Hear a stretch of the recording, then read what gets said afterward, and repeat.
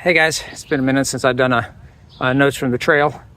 Been busy paperwork and getting stuff opened up for registration, which finally we did, as you know. Thank you for, I think we're up to 16 teams now. As I've stated many times, I don't want to make a dime off of this. Anything in excess of what we spent on the race will go to a charity that we will reveal closer to the race.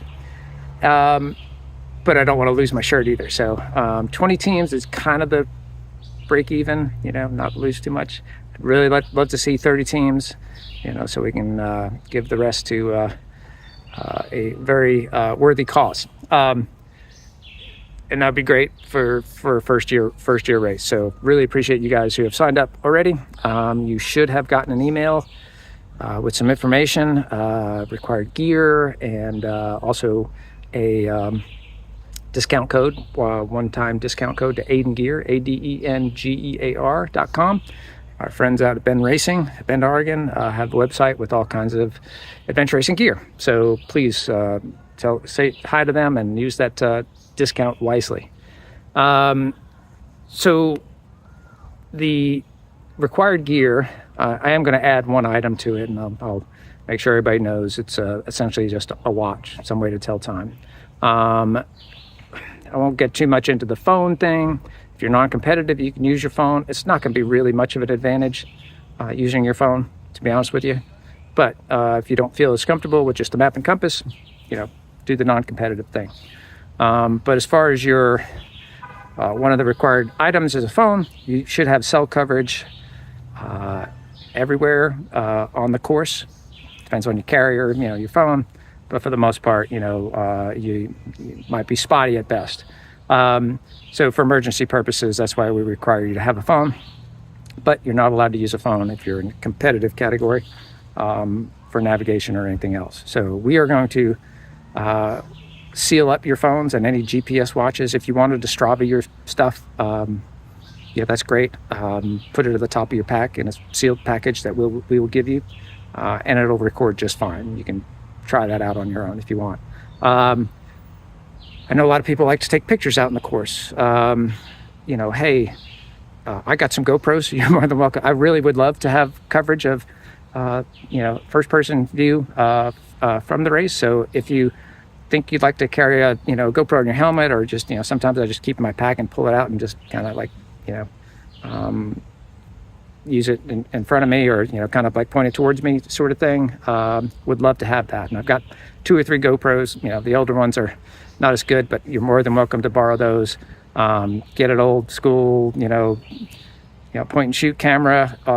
I will allow, if your teammate, 2-person teams, there's only one phone required per team. The other person's phone, if they take their SIM card out, so that you won't have internet access to see maps and that kind of thing. You still have GPS access, but it probably won't be super helpful. I'd be fine with that if you wanted to take pictures. Guys, it's too rampant, the use of the technology in these races. It's supposed to be, hey, if you just want to go out and explore, or do an off-road try or something like that. But adventure racing, traditionally, and what I'd like to keep it as, is map and compass. So keep it at that. Once you're given the maps on race morning, you're not allowed to use your phone or any sort of device. If you have a GPS-based watch, I'm okay with like no GPS-based watches. How's that? We'll just keep it simple, except for the Garmin watches that have adventure racing mode, and we will make sure it's in adventure racing mode at the start and also at the finish, and check that it's there. And that essentially turns off the ability to see the maps, but it's still recording in the background. Great watches. Susie has one, and they're awesome. So the adventure race mode is perfectly fine, but have just a basic. I carry around like an old Timex or something like that probably you can get at CVS for $10, right? Use that as far as telling time. You just need to keep track of, you got to get to the finish line before a certain time. So, just a very simple, basic watch that you don't care about bashing around is probably the best choice for the race. So I'm going to add that to the required gear list. Shouldn't be any problem. Compasses, Aiden Gear has compasses. Highly recommend the wrist compass. Thumb compass, I think they're sold out of, but I'm kind of coming around to the wrist compass concept. But the basic base plate compass is perfectly fine too, and kind of can be used for anything. You don't need anything super, you know, you're probably not going to be taking bearings and stuff. It's more directional based, you know, so it's not like any fine, you know, military style navigation that you need. So a very basic compass will work.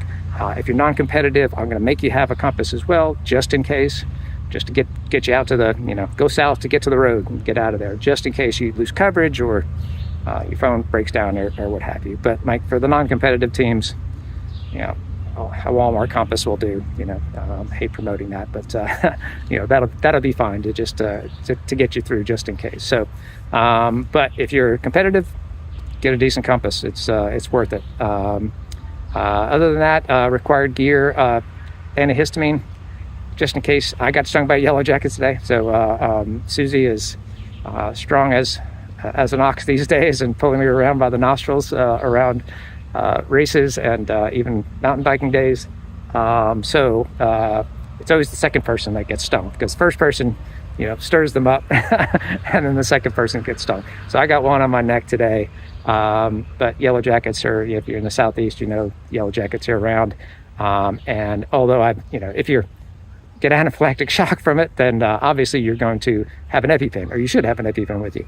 But having some Benadryl antihistamine just in case, because I've been stung 6-7 times sometimes, and really just absolutely drains you. Just, you know, antihistamine will kind of save you. Water's the other thing. I'm not requiring everybody to have 2-liter, you know, pack or whatever, or you know, water carrying capacity on each person.